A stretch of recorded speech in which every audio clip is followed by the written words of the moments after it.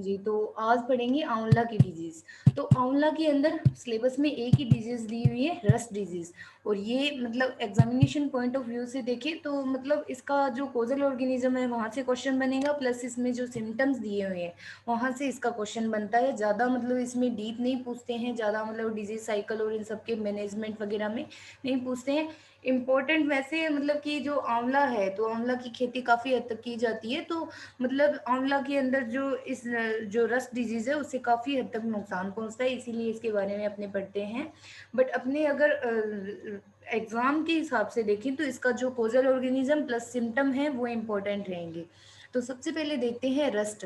तो रस्ट के बारे में आपको पता ही है कि किस तरह की इसके सिम्टम बनते हैं। सेम वही चीज़ें हैं कि पोस्टूल बनेगा, पोस्टूल के अंदर स्पोर भरे रहते हैं, और जब वो मतलब कि पोस्टूल है उसकी जो पोस्टूल मतलब तो समझ रहे हो, एक जो मतलब कि फफोला सा इस तरह से बन जाता है, और जब इसकी जो आउटर लेयर फटती है तो जो स्पोर हैं वो रिलीज हो जाते हैं और फिर मतलब आगे इन्फेक्शन करना शुरू कर देते हैं। तो ये रहेगा रस्ट के बारे में।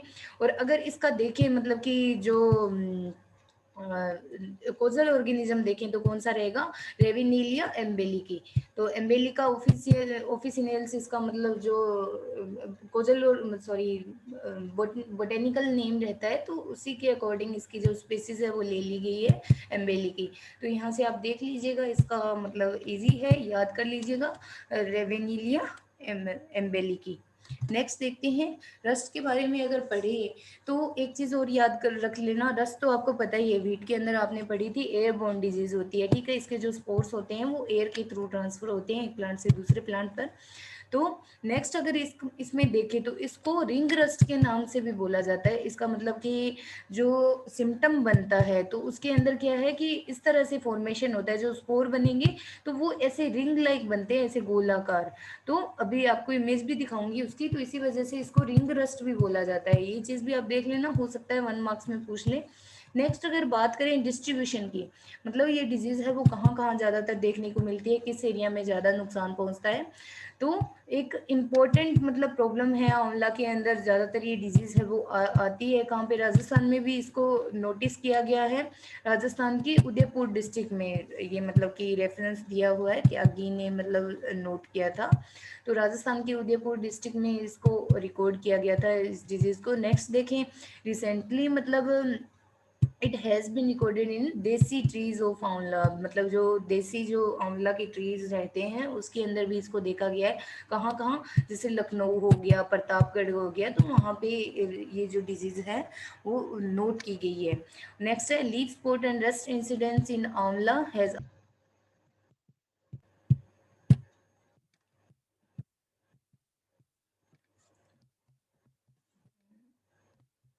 हाँ जी। तो डिस्ट्रीब्यूशन में अगर देखें तो मतलब इसको चाइना में भी रिपोर्ट किया गया है, आंवला के ऊपर मतलब लीफ स्पॉट डिजीज भी आई है, प्लस रस्ट को भी देखा गया है चाइना के अंदर। नेक्स्ट देखते हैं सिस्टमेटिक पोजीशन। अगर देखें इसकी तो किंगडम रहेगा फंगस, डिवीजन रहेगा बेसिडियोमाइकोटा, ठीक है। आपने पढ़ रखा है, रस्ट डिजीज पहले भी पढ़ी थी, आपको पता है कि ये बेसिडियोमाइकोटा क्लास की बेसिडियोमाइकोटा क्लास की फंगस रहेगी। इसकी क्लास रहेगी पक्सिनियोमाइसिटीज। ये भी सेम वही चीज़ आ गई, ऑर्डर रहेगा पक्सिनियल्स, फैमिली इसकी चेंज हो गई है, उसमें पक्सिनियसी था, इसमें रेविनिलियसी हो जाएगा, ठीक है। जीनस रहेगा इसका रेविनेलिया और स्पीसीज रहेगी एम्बेलिकी। अगर याद रहे तो अच्छी बात है, अदरवाइज बस इतना याद रख लेना कि ये बेसिडियोमाइकोटा की फंगस है, जो रस्ट है वो बेसिडियोमाइकोटा की रहती है, ठीक है। नेक्स्ट देखते हैं इसकी फेवरेबल कंडीशन की, कौन कौन सी कंडीशन होगी जो डिजीज को फेवर करेगी।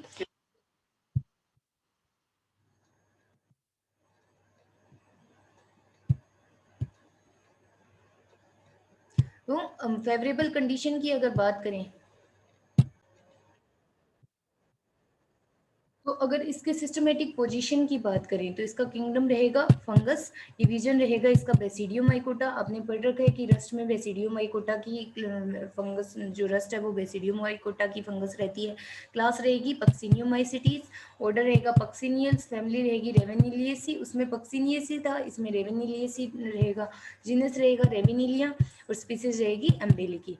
तो यहाँ पे इसका क्लासिफिकेशन होता है खत्म। नेक्स्ट देखते हैं इसकी फेवरेबल कंडीशन की, कंडीशन कौन सी, फेवर करती है। तो डिजीज जो है वो कॉमनली कहाँ पे देखने को मिलती है, क्लोज प्लांटेशन, मतलब कि अगर अपना जो ऑर्चर्ड रहेगा इसमें फ्रूट क्रॉप का, तो अगर उसमें क्लोज प्लांटेशन होता है, मतलब पास पास में जैसे रहते हैं, वहाँ पे जो डिजीज है वो ज़्यादा रहती है, पास पास में उसके पेड़ अगर रहते हैं तो। नेक्स्ट है हाई ह्यूमिडिटी, और मतलब कि हाई ह्यूमिडिटी अगर रहती है तो ज़्यादा मतलब उसकी जो फ्रूटिंग बॉडी होती है वो मतलब ज़्यादा उसका डेवलपमेंट होगा और उसके अंदर ज़्यादा स्पोर्स ऐसे बनेंगे। तो ये हाई ह्यूमिडिटी भी इसको फेवर करती है डिजीज़ को। नेक्स्ट देखते हैं इसके सिम्टम, जो कि वेरी वेरी इंपॉर्टेंट है, अगर एग्जाम में पूछेंगे इस डिजीज़ में तो सिम्टम्स ही पूछेंगे, इसके अलावा इसका क्वेश्चन बहुत कम बनता है।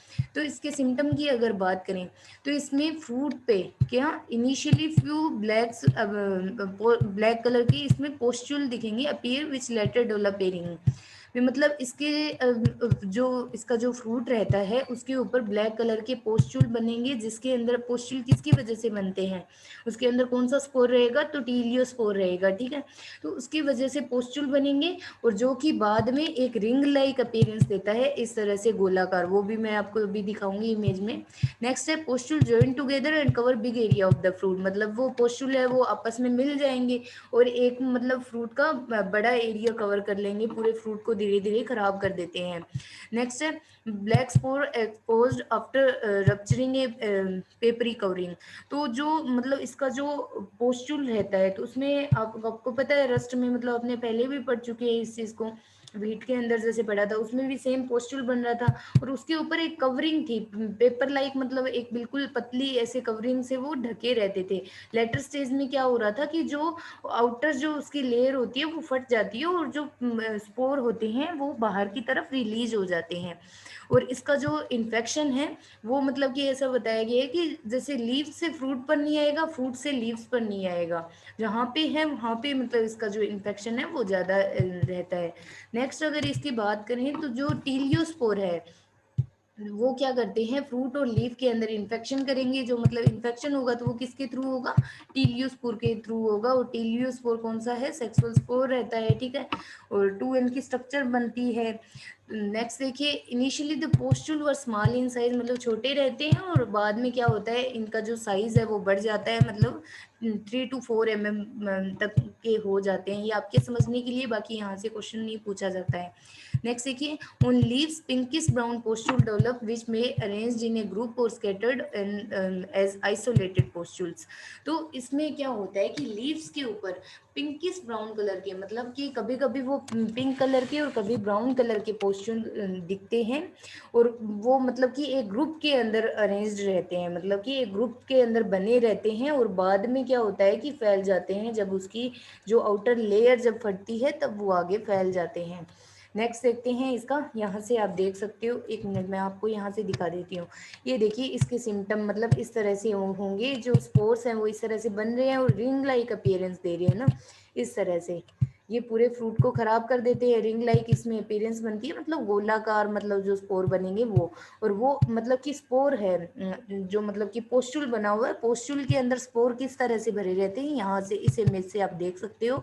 ये देखिए पूरे के पूरे टीलियोस्पोर है, जो कि फ्रूट के ऊपर जैसे इन्फेक्शन होता है तो इस तरह से वो भरे रहते हैं, और अगर इसका माइक्रोस्कोपिक व्यू देखो तो इस तरह से रहेंगे, ठीक है, यहाँ से आपको पता चल जाएगा। नेक्स्ट देखिए जैसे लीव्स रहेगी तो लीव्स पे भी इस तरह के स्पोर दिखते हैं, जैसे मतलब अपने वीट पे भी पढ़ा था कि जंग लाइक अपीयरेंस दिखती है, तो सेम इसी में ऐसा ही दिखेगा कि जैसे प्लांट के ऊपर जंग लगा हुआ हो।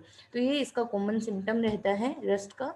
नेक्स्ट अगर इसका लाइफ साइकिल देखें तो इसका लाइफ साइकिल भी मतलब कॉमन वही चीजें रहेगी इसके अंदर। तो इसमें जो प्राइमरी इन्फेक्शन है वो कहाँ से होगा, इसका प्राइमरी इन्फेक्शन करता है इन्फेक्टेड जो प्लांट डिब्रीज रहते हैं, मतलब कि फसल के जो अवशेष रहते हैं उसके ऊपर जो स्पोर है वो सर्वाइव करता रहता है, मतलब टीलियोस्पोर सर्वाइव करेगा, और जैसे ही उसको फेवरेबल कंडीशन मिली तो वो क्या करता है न्यू प्लांट के ऊपर इन्फेक्शन करेगा और फिर आगे फैलता रहता है। फिर क्या होगा कि इसमें सिम्टम डेवलपमेंट होंगे इस तरह से। अब सिम्टम इन्फेक्शन के बाद में सिम्टम डेवलपमेंट हुआ, सिम्टम डेवलपमेंट होने के बाद में जैसे सेकेंडरी इन्फेक्शन इसका किसके थ्रू होगा, कोनेडिया या फिर यूरिडियोस्पोर भी इसमें ऐड कर लीजिएगा आप, यूरिडियोस्पोर। तो सेकेंडरी इसका इन्फेक्शन यूरिडियोस्पोर या फिर कोनेडिया, यूरिडियोस्पोर।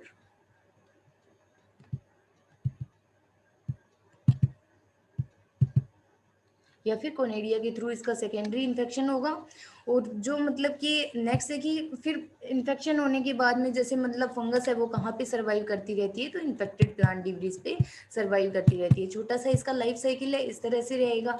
और एयरबोर्न डिजीज है तो जो स्पोर है वो एयर के द्वारा ट्रांसफर होते हैं एक प्लांट से दूसरे प्लांट पे, जैसे यूरिडियो स्पोर आपको पता ही है कि एयर के थ्रू ट्रांसफर होंगे। तो ये इसका कॉमन लाइफ साइकिल रहता है। नेक्स्ट देखते हैं इसका मैनेजमेंट। तो अगर मैनेजमेंट की बात करें तो इसमें सबसे बेस्ट तो क्या रहता है कि रेजिस्टेंट या फिर टोलरेंट वेराइटी यूज़ करनी चाहिए, जो कि बिल्कुल सस्ता और चीप मेथड भी आप इसको बोल सकते हो, और बिल्कुल बेस्ट मेथड जिसको आप मान के चलो। तो कुछ कल्टीवार जैसे बताए गए हैं, जैसे बनारसी हो गया, चकिया हो गया, तो ये कुछ कल्टीवार है आंवला के, इनको यूज़ करना चाहिए। और नेक्स्ट है मेंटेन प्रॉपर प्लांट डिस्टेंस। अगर प्रॉपर प्लांट डिस्टेंस मेंटेन नहीं करते हैं तो एक प्लांट से दूसरे प्लांट पर डिजीज़ है वो इजीली ट्रांसफ़र हो जाती है एयर के द्वारा, मतलब कि हवा के द्वारा जो कोनिडिया है वो जल्दी मतलब फैलते हैं, तो एक प्लांट के ऊपर से दूसरे प्लांट पर जाने को उनको मतलब कि बिल्कुल भी टाइम नहीं लगेगा, तो ज़्यादा इन्फेक्शन होगा अगर क्लोज प्लांटिंग है तो। और तो प्लांटिंग भी मेंटेन करनी चाहिए। प्लस इसमें फ्रूट क्रॉप में मैंने आपको कॉमन बताया था कि इसके मैनेजमेंट में आप क्या लिखोगे कि प्रॉपर ट्रेनिंग प्रूनिंग करनी चाहिए प्लांट्स की। तो फ्रूट क्रॉप में आप ये वाला पॉइंट मैनेजमेंट में ज़रूर मेंशन कीजिएगा, ट्रेनिंग प्रूनिंग वाला। तो इससे क्या होता है कि जो डिजीज पार्ट जैसे रहते हैं तो उनको ट्रेनिंग प्रूनिंग अगर करते हैं, मतलब फसल जो कांट छांट इसमें की जाती है, तो एक्स्ट्रा जैसे ब्रांचेस होती है उनको निकाल देंगे, तो उससे क्या होता है कि इन्फेक्शन आगे नहीं फैलेगा और सेकेंडरी इन्फेक्शन को भी रोका जा सकता है। नेक्स्ट देखिए, severely infected plant part should be pruned and destroy, उनको पूरी तरह से डिस्ट्रॉय कर देना चाहिए, फील्ड से ख़त्म कर देना चाहिए। नेक्स्ट है इसका किसका स्प्रे करना चाहिए, क्लोरेंथिन, क्लोरोथेलोनिल, हाँ क्लोरोथेलोनिल का 0.2% के हिसाब से, जो कि डिजीज इंसिडेंस को मतलब कि काफ़ी हद तक मतलब रिड्यूस कर देता है। इससे मतलब कितने 69% तक लगभग, मतलब 70% तक कंट्रोल देखा गया है। और नेक्स्ट है 3 स्प्रे करना चाहिए किसकी, मतलब लगभग 3 स्प्रे वेटेबल सल्फर की करनी चाहिए। प्लस में आप जिनेब भी यूज़ कर सकते हो, सितंबर जुलाई से सितंबर के मंथ में आप इसके स्प्रे करना चाहिए, मतलब 2 से 3 स्प्रे। नेक्स्ट है ये कॉमन आ जाएगा, बायोलॉजिकल कंट्रोल में क्या करेंगे, ट्राइकोडर्मा वीडी का यूज़ करना चाहिए या फिर स्यूडोमोनास फ्लोरेसेंस का, जो कि मतलब कि इन दोनों का कॉम्बिनेशन भी यूज़ कर सकते हैं। स्यूडोमोनास तो आपका बैक्टीरिया और ये है आपका fungus, bio control, fungal bio control भी बोल सकते हो, ये बैक्टीरियल बायो कंट्रोल एजेंट भी बोल सकते हो आप इनको। तो या तो इनका कंबाइंड यूज़ करना चाहिए, मतलब दोनों को मिला के, या फिर इनका मतलब एक एक को भी एलोन यूज़ कर सकते हो, मतलब अलग अलग से दोनों को यूज़ कर सकते हो। तो यहाँ पे इसका ख़त्म होगा management. Thank you very much. ये आपकी डिजीज़ होती है यहाँ पे ख़त्म। अब अगर